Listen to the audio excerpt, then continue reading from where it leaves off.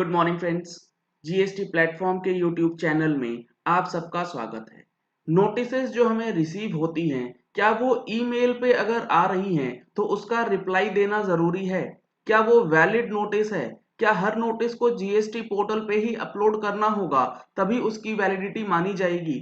इन सारे सवालों को लेकर के आज मैं आपके साथ सेक्शन 169 का डिस्कशन करने वाला हूँ। बहुत सारे लोगों को ये कंफ्यूजन रहता है कि नोटिस तो हमें रिसीव ही नहीं हुआ, हमें पता ही नहीं लगा कि नोटिस हमें कब इशू हो गया और हमारा आगे की प्रोसेस जो है वो क्या करनी है उसके बारे में जानकारी जो है वो नहीं मिली। तो इन सारी चीजों के लिए जीएसटी एक्ट ने क्या बोला है वो समझना जरूरी है, क्योंकि जो जीएसटी का कैंसिलेशन है वो बहुत लोगों का इस वजह से हो गया कि उनको पता ही नहीं लगा कि उनका सो कॉज नोटिस कैंसिलेशन होने से पहले कब उनके ईमेल आईडी पे आ गया। वो वेट कर रहे थे कि पोर्टल पे आएगा, बट ऐसा हुआ नहीं। इस टॉपिक को डिस्कस करने से पहले आपके लिए एक इंफॉर्मेशन ये है कि जीएसटी प्लेटफॉर्म के द्वारा जो ई वे बिल से रिलेटेड वेबिनार ऑर्गेनाइज किया गया है 19 जुलाई 2020 को, उसका रजिस्ट्रेशन अगर आपने अभी तक नहीं कराया है तो इस नंबर पे कॉल करके रजिस्ट्रेशन करा सकते हैं, जिसके अंदर ई वे बिल से रिलेटेड जो इश्यूज हैं उसके बारे में डिस्कशन होने वाला है।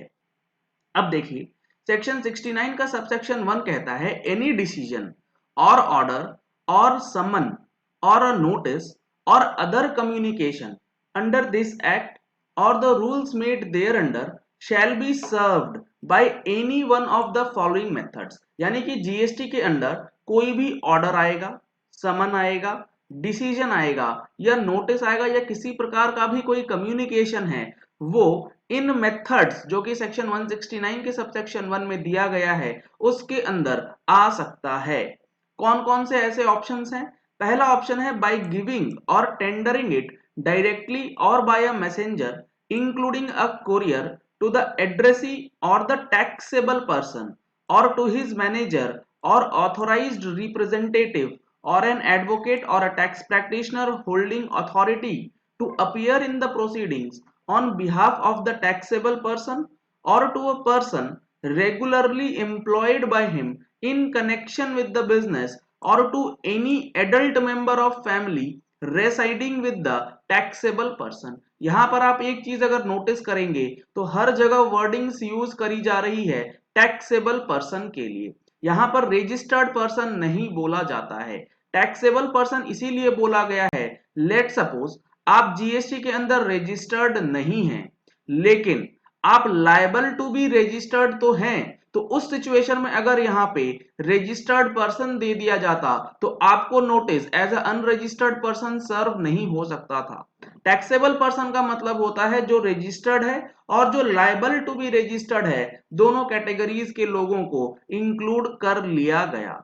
और यहाँ पे आपको या तो कुरियर से डायरेक्टली या तो आपको दिया जाएगा या डिपार्टमेंट के किसी मैसेंजर के द्वारा या किसी कोरियर के द्वारा भी आपको नोटिस जो है, ऑर्डर जो है वो सर्व किया जा सकता है। अगर आप नहीं मिलेंगे उस जगह पे तो आपसे रिलेटेड कोई भी बंदा होगा, जैसे कि आपका advocate, tax practitioner, authorised representative वगैरह वगैरह, तो उन किसी को भी ये नोटिसेस जो हैं वो दिए जा सकते हैं। दूसरा है बाय रजिस्टर्ड पोस्ट और स्पीड पोस्ट और कुरियर विद एक्नॉलेजमेंट ड्यू, यानी कि RAPD करके आपका जो नोटिस है वो भी दिया जा सकता है to the person for whom it is intended or his authorized representative if any at his last known place of business or known place of residence। जहां पर आपका प्लेस ऑफ बिजनेस था उस जगह पे रजिस्टर्ड पोस्ट के द्वारा भी आपके लिए नोटिसेस जो हैं वो भेजे जा सकते हैं, वो पूरी तरीके से वैलिड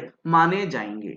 तीसरा है by sending a communication to his email address provided at the time of registration or as amended from time to time।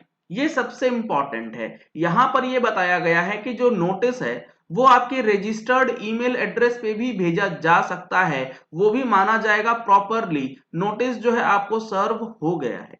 Registered email ID जब आपने जीएसटी में रजिस्ट्रेशन या फिर माइग्रेशन कराया था तो अपने पर्सनल प्रोफाइल में जो आपने ईमेल आईडी दिया होगा उसके अंदर भेजा जाएगा। अगर आपके कंसल्टेंट का उसमें दिया गया है ईमेल आईडी तो आपके कंसल्टेंट के ईमेल एड्रेस पे नोटिसेस जो है वो जा रहे होंगे।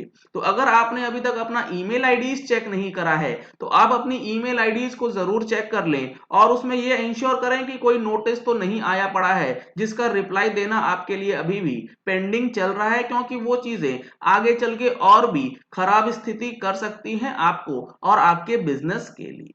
तो यहां पर ईमेल एड्रेस का बिल्कुल क्लियरली बताया गया है कि आपको जो है वो मानना ही पड़ेगा अगर ईमेल के अंदर कोई नोटिस आया है।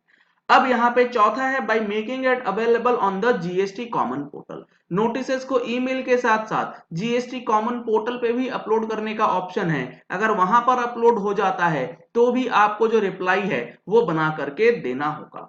By publication in a newspaper circulating in the locality in which the taxable person or the person to whom it is issued is last known to have resided, carried on business or personally worked for gain। Newspaper के अंदर भी जो notices हैं उसका प्रचार किया जा सकता है, उसको छपवाया जा सकता है इन द लोकेलिटी, जहां पर टैक्सेबल पर्सन की लोकेलिटी है, जहां पर उसकी लास्ट एक्टिविटी जहां से उसने प्रॉफिट कमाया है वो देखी गई है, उस लोकेलिटी की लोकल न्यूज़पेपर पे उसको पब्लिश करके ये मान लिया जाएगा कि नोटिस जो है सक्सेसफुली सर्व हो गया। If none of the modes aforesaid is practical by affixing it in some conspicuous place at his last known place of business or residence, and if such mode is not practicable for any reason, then by affixing a copy thereof on the notice board of the office of the concerned officer authority who or which passed such decision or order or issued such summons or notice। कहने का मतलब है कि इतने जो हमने modes अभी तक बताए, अगर यहां पर भी कोई भी मोड काम नहीं आया तो सबसे लास्ट ऑप्शन जो होता है वो होता है जो नोटिस है वो बिजनेस प्लेस पे चिपका दिया जाएगा, बिजनेस प्लेस पे नहीं तो उसके घर पे चिपका दिया जाएगा। अगर वो भी नहीं संभव है तो जो ऑफिसर उस नोटिस को इशू करता है उसी ऑफिस में, उसी के ऑफिस के नोटिस बोर्ड में उसे चिपका दिया जाएगा और ये मान लिया जाएगा कि नोटिस जो है वो प्रॉपरली सर्व हो चुका है। अब ये चीजें डिस्कस करने का पर्पस क्या था आपको मैं दिखाऊं अगर, तो जो हमारा रिमूवल ऑफ ऑर्डर डिफिकल्टी आया था जिसके अंदर जीएसटी कैंसलेशन से रिलेटेड कुछ चीजें बताई गई थी और उसकी रिवोकेशन को फाइलिंग से रिलेटेड कुछ चीजें बताई गई थी, तो इसमें बताया गया था कि सेक्शन 169 का सबसेक्शन 1 जो है वो बात करता है नोटिसेस के सर्विंग की, और उसका क्लॉज सी और क्लॉज डी जो है वो कहता है by sending a communication to his email address provided at the time of registration और as amended from time to time. यानी कि अगर आपका जीएसटी रजिस्ट्रेशन कैंसिल हुआ है और उस कैंसलेशन से पहले आपका सोकॉज नोटिस ईमेल आईडी पे आया था तो आपको वो चेक करके उसके अकॉर्डिंगली जवाब देना था। जिस भी रीजन से कैंसलेशन होना था उस रीजन को आप कंप्लीट करते तो आपका जीएसटी नंबर कैंसिल नहीं होता। अगर आपने वो नहीं करा और जीएसटी नंबर आपका कैंसिल हो गया है तो अब आप उसे रिवोकेशन भी फाइल कर सकते हैं। आप इस ग्राउंड पे ये नहीं कह सकते कि हमारा जो नोटिस है वो हमारे जीएसटी पोर्टल पे तो दिख ही नहीं रहा था, ईमेल एड्रेस पे आया हमें पता ही नहीं लगा, ये वैलिड नोटिस नहीं है। बिल्कुल भी ऐसा नहीं कह सकते। और तीसरा ऑप्शन जो यहां दिया गया था by making it available on GST common portal, यानी कि ईमेल एड्रेस हो या जीएसटी कॉमन पोर्टल हो दोनों ही ऑप्शन अवेलेबल रहते हैं सेक्शन 169 के अंदर। तो इन चीजों को समझना जरूरी है कि नोटिसेस आपके ईमेल आईडी पे आएंगे। अगर आपने ईमेल आईडी अमेंड करा है तो अमेंडेड ईमेल आईडी को लॉगिन कर लें और उसके अंदर जाकर के जरूर चेक कर लें कि आपका कोई नोटिस पेंडिंग तो नहीं रह गया है।